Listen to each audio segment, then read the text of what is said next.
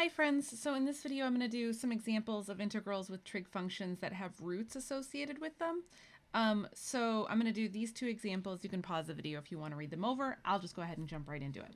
So, all right, I've got this first integral, so this is the square root of 1 minus cosine squared x. Okay, so this is like basically like screaming for us, right, to reference some of our helpful identities.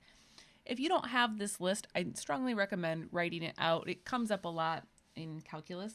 So I've got 1 minus cosine squared, so that's really this identity, the Pythagorean identity in disguise. So I can rewrite this as, so let's see, this will be the square root of sine squared x. Now, here's the weird thing about this.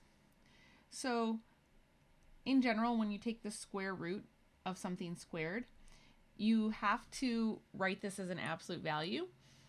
The reason why is that, okay, how would I explain this? So like if a were something negative, let's pretend like this were like negative 7 squared. So it would not make sense for this to equal negative 7. So if you have the square root of just negative 7, this is I times the square root of 7. So it can't just equal like this like negative number. This is not a thing that happens with square roots. It's like a thing with square roots, okay? So I'm bringing that up, and I'll get rid of all this. I'm bringing that up because there's like a little nuance to this problem that could seem confusing. So I need to write this out as the absolute value of sine x. And then the only thing about this is that I know for sine x from 0 to pi that this function is positive on that interval, which allows me to drop the absolute value because I know that this function is positive all the way along its interval. Okay, so now I can finish this. So this is negative cosine x, and then we're going to go from 0 to pi. So this is going to equal negative 1 minus 1. So let's see, oops, this is negative 1 minus, so negative cosine, so actually this will be minus negative 1, there we go. So this ends up being 1 plus 1, so my final answer here is 2. Okay, so for our second example, so here's another root. So in this case, so I've got 1 minus cosine 2x. So in this case, if I just think about some of my helpful identities, so what's under the radical looks very similar to this part right here. So I can use this identity to help me out.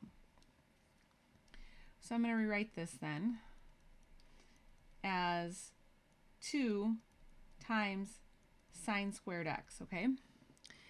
And so now I'm going to have the square root of 2 times x. Actually, let's just bring the square root of 2 outside of the integral.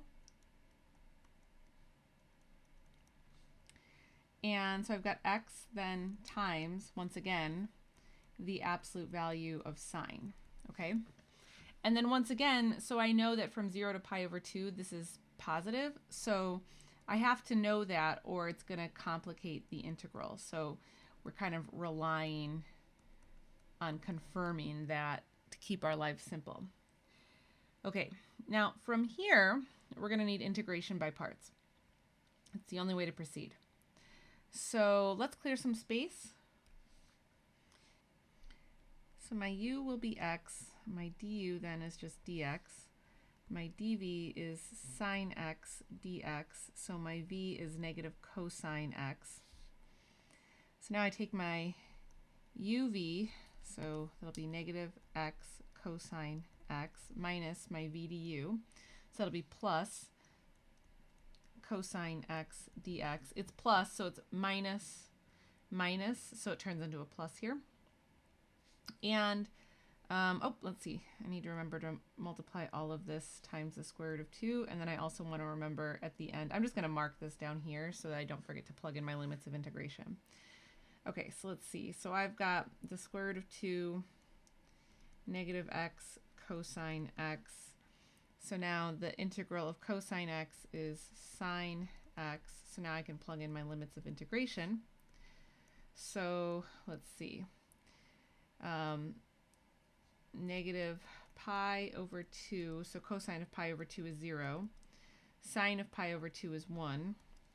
And then we're going to have just 0 plus 0. Okay. So then I'm just left with 1 times, looks like I'm just left with 1 times the square root of 2, which of course just equals the square root of 2. So that's the final answer.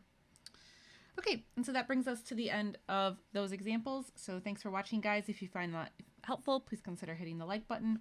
I'll catch you guys in the next video.